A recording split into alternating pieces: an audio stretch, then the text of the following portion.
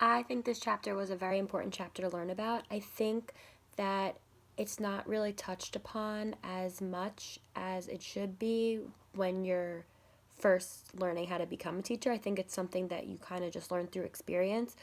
In this chapter, they discussed how to deal with racism and how to deal with different cultural views within the classroom. It also touched upon parental involvement. When dealing with racism, I really liked in the article the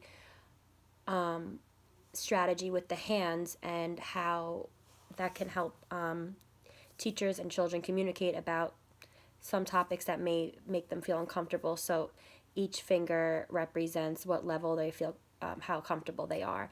I think that's something that's effective, and it's something that, it gives the teacher a sign of how they are feeling.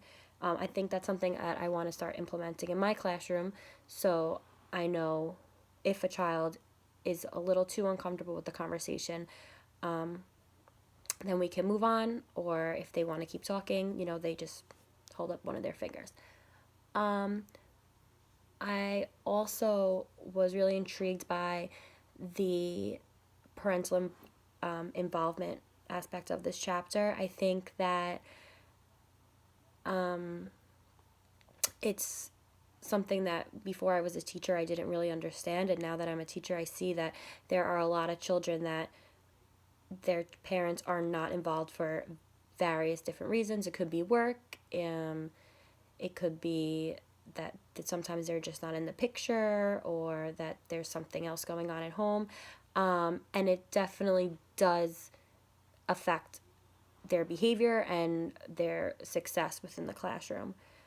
I think it's really important to build a relationship with, any family member that is taking care of that student. I know for me, I hold parent teacher conferences.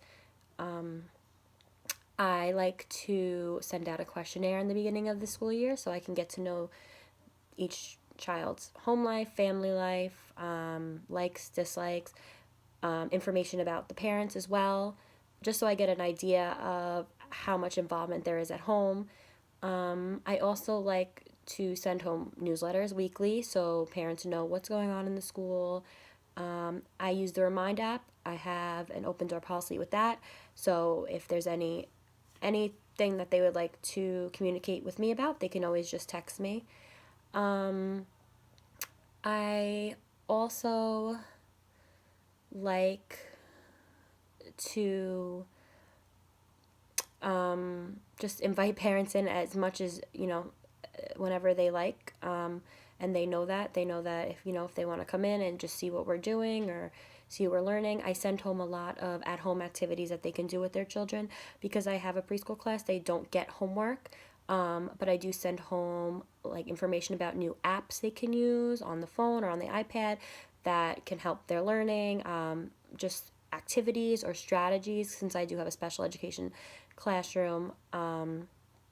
Just things that can help them within the home. I'm also fortunate enough to have a classroom social worker. So, you know, me and her working as a team, we're able to communicate with the families, call, they can come in for parent training if they feel that they need it, if they need help with something. But I definitely think that parental involvement, or not even just parents, anybody who, is taking care of that student, it's very important to have. Like I said, it's something that I didn't really know before I started teaching. I think you find with experience, but it does play a huge factor. So I definitely think that this chapter was very helpful, and all the techniques and the strategies that they mention are ones that I use and I plan to add on more.